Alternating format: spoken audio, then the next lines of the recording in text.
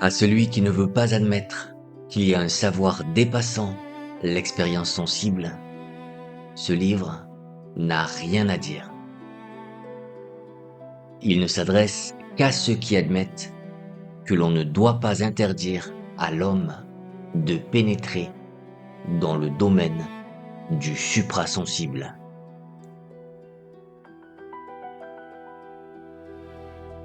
C'est par cet avertissement, à la fois sévère et lumineux, que s'ouvre notre voyage. Ces mots ont été tracés en 1904, une époque qui ressemble étrangement à la nôtre, où le bruit des machines commençait à couvrir le murmure de l'âme. Le monde, alors ivre de vapeur, d'acier et de progrès matériels, se sentait pourtant glisser dans un vide immense. C'est en cet instant de vertige que Rudolf Steiner, tel un architecte de l'invisible, a posé sa plume pour bâtir un pont. Je ne vous parle pas ici d'un mystique perdu dans ces brumes, mais d'un philosophe autrichien d'une rigueur implacable. Un homme qui a voulu porter la clarté de la science au cœur même du mystère sacré. Il a regardé l'esprit non comme une vapeur insaisissable, mais comme une réalité aussi concrète que la pierre sous vos pieds ou l'air dans vos poumons.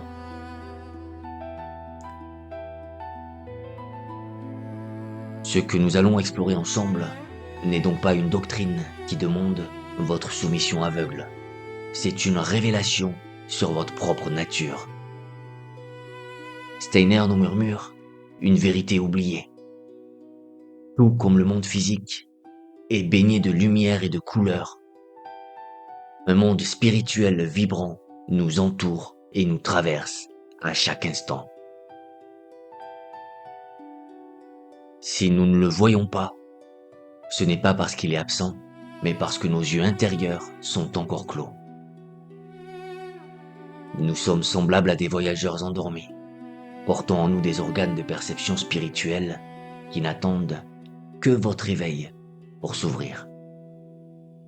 Ce livre est une carte géographique pour ce territoire inconnu. Il est le guide bienveillant qui vous invite à soulever le voile et à découvrir les paysages infinis qui habitent votre propre cœur.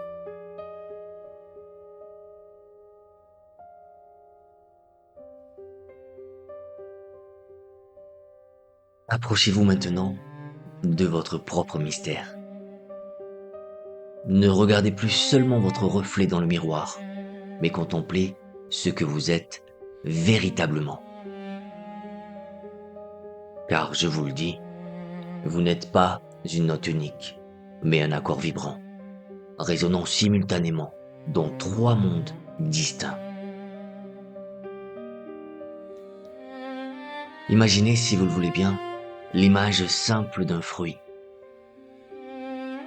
Il y a l'écorce rugueuse qui le protège, la chair tendre qui vit et palpite, et le noyau caché qui porte la promesse de l'avenir.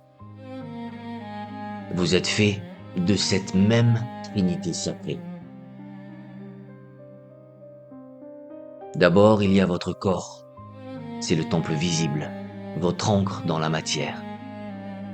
Par lui, vous êtes frère de la pierre, de la plante et de l'animal.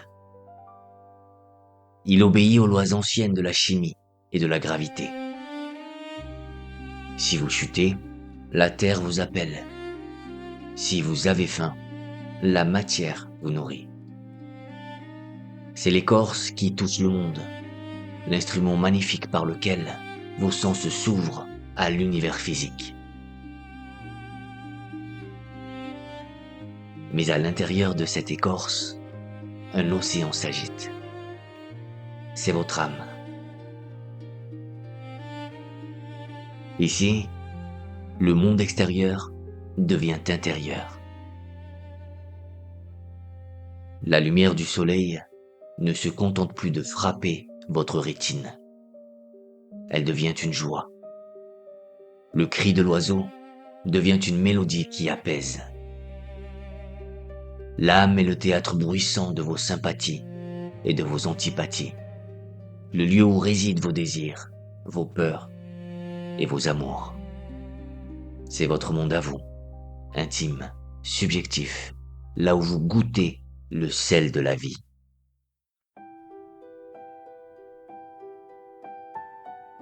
Pourtant, au plus profond, au-delà du tumulte des émotions, réside le noyau impérissable, l'esprit.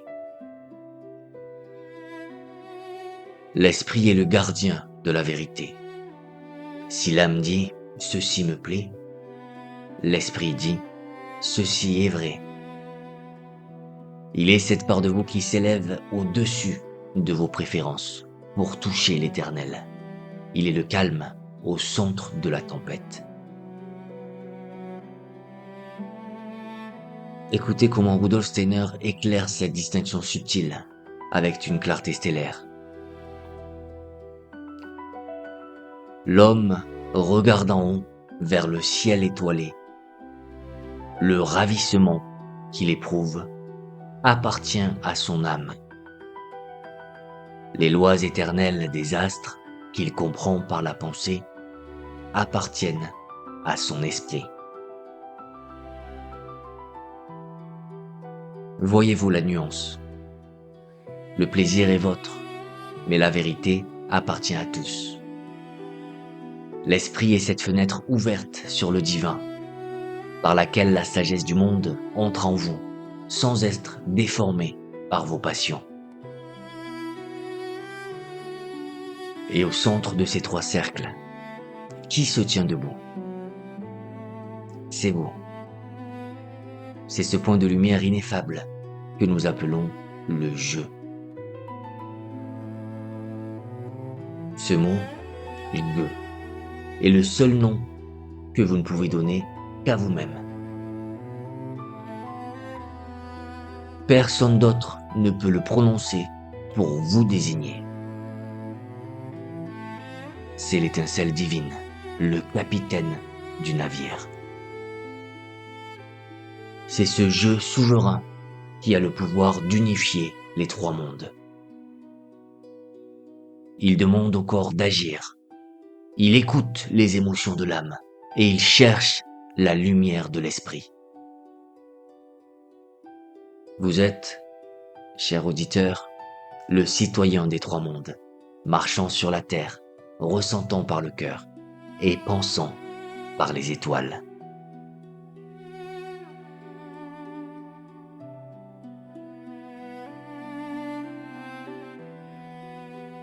Laissez-moi maintenant vous parler du temps, non pas comme d'une ligne qui fuit vers l'oubli, mais comme d'un cercle immense où rien ne se perd. Avez-vous déjà observé la plante au jardin? À l'approche de l'hiver, elle fane et elle retourne à la terre. Pourtant, elle a laissé derrière elle une graine. Dans cette graine minuscule, invisible à l'œil, dort toute la sagesse de l'été passé, prête à renaître sous une nouvelle forme au printemps prochain. Sachez que votre esprit suit cette même loi sacrée. La réincarnation n'est pas une croyance lointaine. Elle est la respiration naturelle de l'univers. Une seule vie, voyez-vous, est bien trop courte pour que l'âme apprenne toutes les leçons de l'amour et de la vérité.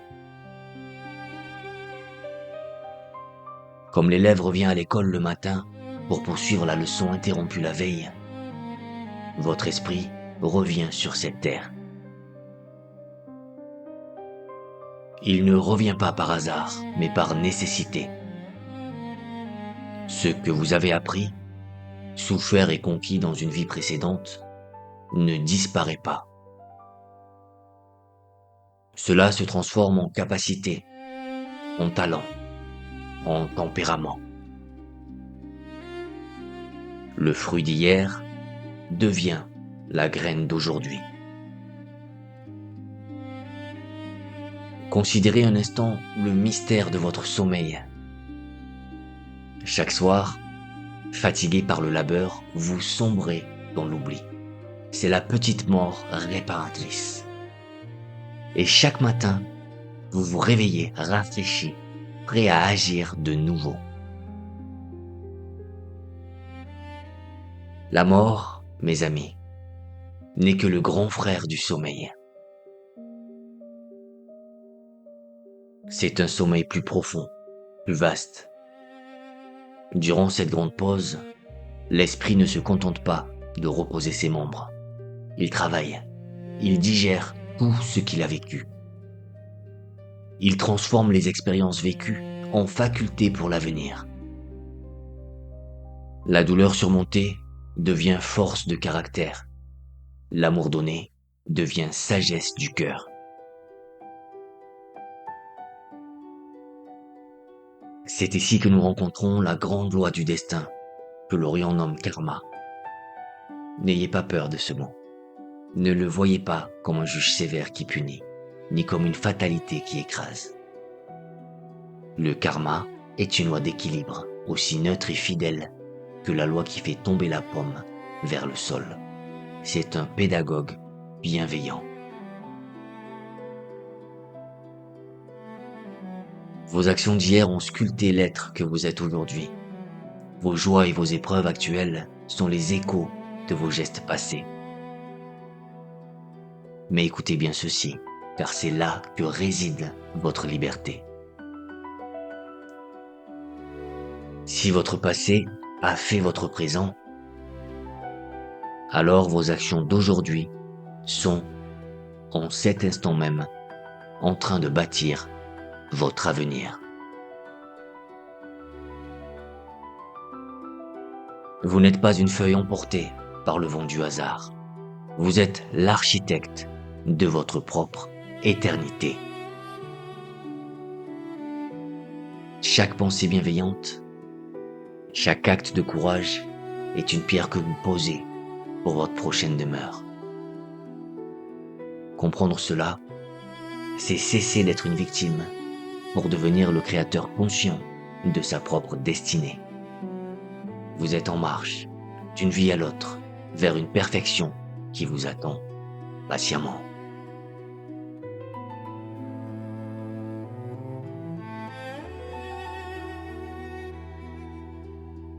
Laissez maintenant votre imagination franchir le seuil du grand silence.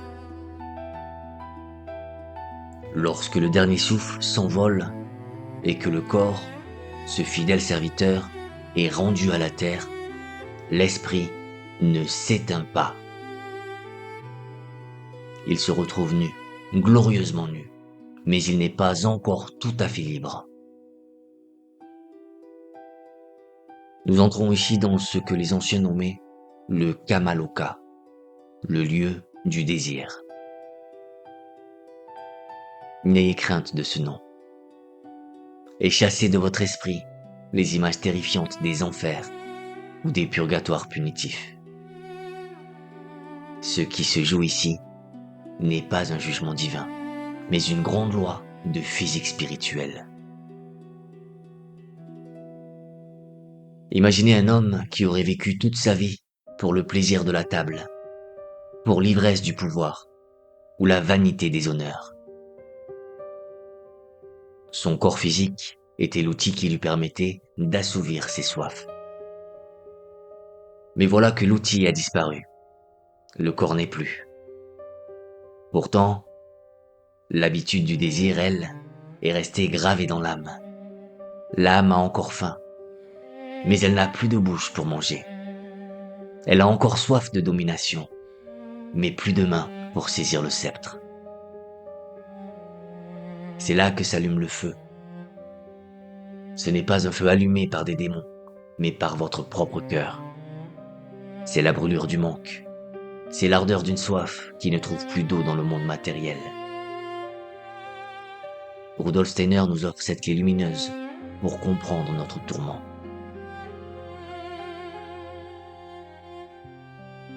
Après la mort, l'homme ne souffre pas de la perte des objets de ses désirs, mais de la persistance de ses désirs eux-mêmes. Comprenez-vous la nuance? Ce n'est pas le monde qui vous punit, c'est vous-même qui apprenez, lentement, douloureusement parfois, à ne plus désirer ce qui n'est plus.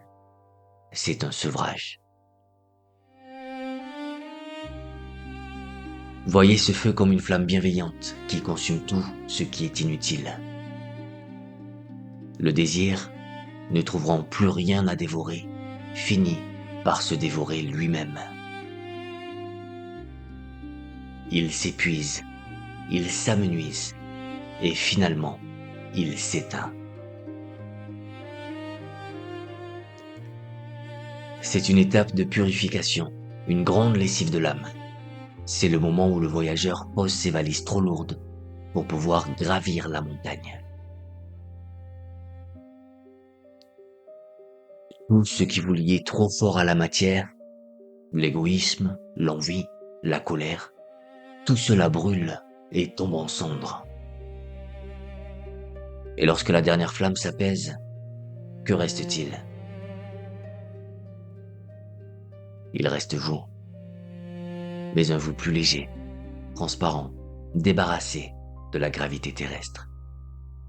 Vous n'avez rien perdu qui ne soit essentiel. Vous avez simplement brûlé le brouillard pour ne plus garder que la lumière. Vous êtes désormais prêt à entrer dans la véritable patrie de l'esprit, libre comme un oiseau qui aurait enfin brisé ses chaînes.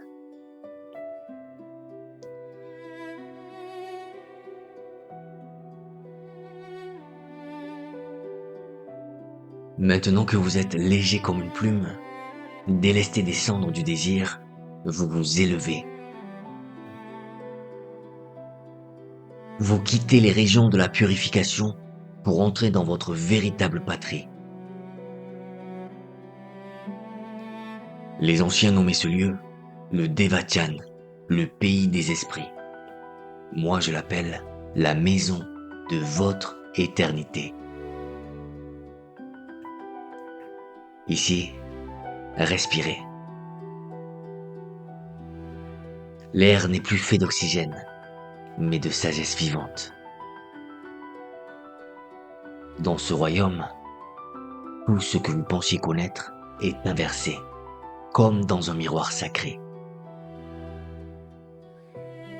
Sur Terre, pour qu'une chose existe, elle doit prendre de la place, elle doit être dure et solide. Mais ici, c'est le contraire. Imaginez, je vous prie, le moule d'un sculpteur. Regardez le creux à l'intérieur du moule. Pour l'œil physique, ce creux est vide, c'est un néant. Mais pour l'esprit, ce vide est la forme véritable.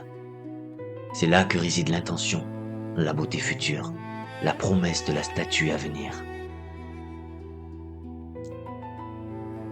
Comprenez cette image, car elle est la clé. La matière physique, la pierre et la chair ne sont là que parce que l'esprit s'est arrêté de couler. Sur Terre, la matière est une frontière. Ici, dans le pays des esprits, ce qui est vide en bas est plein en haut.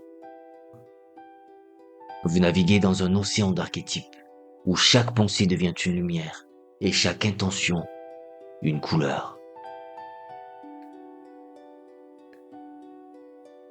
N'essayez pas d'écouter la musique avec vos oreilles d'autrefois.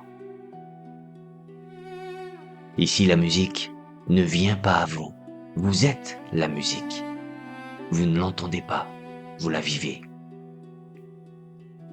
Elle est la substance même qui vous porte. Une harmonie spirituelle qui tisse les liens entre les êtres. C'est un monde sonore où la parole de l'univers devient créatrice. Car ne vous y trompez pas, ce ciel n'est pas un lieu de repos oisif où l'on dort sur des nuages. C'est un immense chantier. C'est l'atelier le plus actif de la création.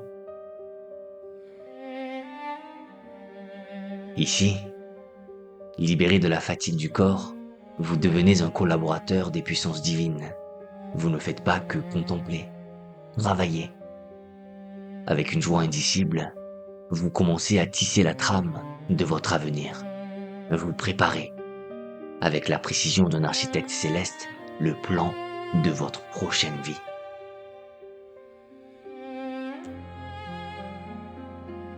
Vous regardez les qualités que vous avez acquises, les fruits de vos vies passées, et vous les transformez en organes, en talents, en destinée. Vous construisez le corps spirituel qui descendra un jour sur terre pour habiller votre âme à nouveau. Dans ce pays de lumière, il n'y a pas d'ennui, car chaque instant est une création. Vous êtes à la source de tout ce qui est beau, bon et vrai. Vous buvez à la fontaine des causes, préparant le moment où, riche de cette lumière accumulée, vous redescendrez pour offrir vos nouveaux dons au monde des hommes.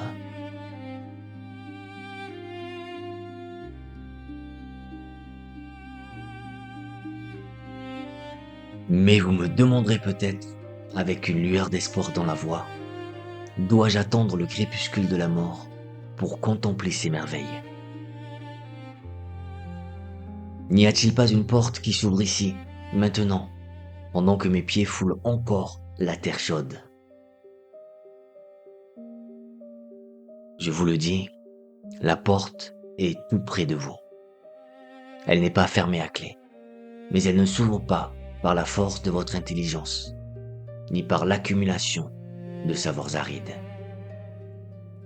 La clé est faite d'une matière plus noble. Pour voir l'esprit, il faut d'abord apprendre à s'incliner. La porte d'entrée vers les mondes supérieurs porte un nom ancien et sacré, la vénération.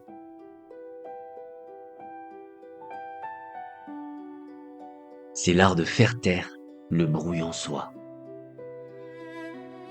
Trop souvent, notre esprit est comme un marché bruyant, rempli de jugements, de critiques et d'opinions hâtives. J'aime ceci, je déteste cela. Ce baradage constant est un mur qui vous sépare du réel. Pour voir la vérité, vous devez devenir calme comme la surface d'un lac à l'aube. Vous devez offrir au monde un silence attentif, afin que les choses et les êtres puissent vous révéler leur propre nom, et non ceux que vous voulez leur donner. Rudolf Steiner a gravé cette loi, plus solide que le roc, pour guider le chercheur. Pour chaque pas que tu fais dans la recherche de la connaissance des vérités cachées, fais-en 3 dans le perfectionnement de ton caractère vers le bien.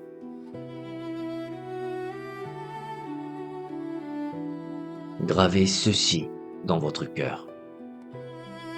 La clairvoyance n'est pas un don technique, c'est une floraison morale.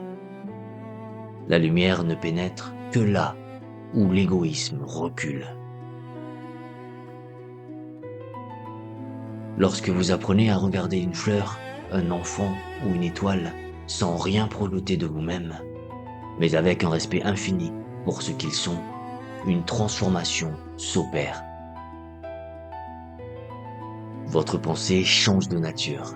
Elle cesse d'être une simple activité cérébrale pour devenir un organe de perception aussi clair et objectif que votre œil. C'est ainsi que l'invisible devient visible. Non par la conquête, mais par l'accueil.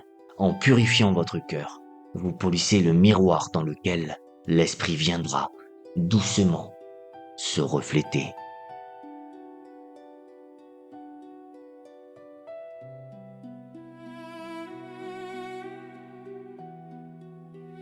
Ainsi, nous avons marché ensemble sur la crête des deux mondes. Vous le savez désormais, Vous n'êtes pas une étincelle perdue dans la nuit, destinée à s'éteindre sans laisser de traces. Vous êtes un voyageur de l'éternité.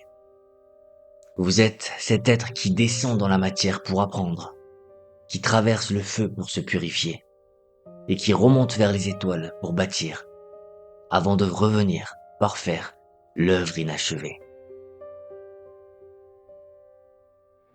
Mais ne croyez pas que ces visions soient restées prisonnières de l'encre et du papier. La sagesse, lorsqu'elle est vraie, se doit de devenir pain pour les hommes. Les mots de Rudolf Steiner ne sont pas restés lettres mortes. Ils sont descendus du ciel de la pensée pour féconder la terre.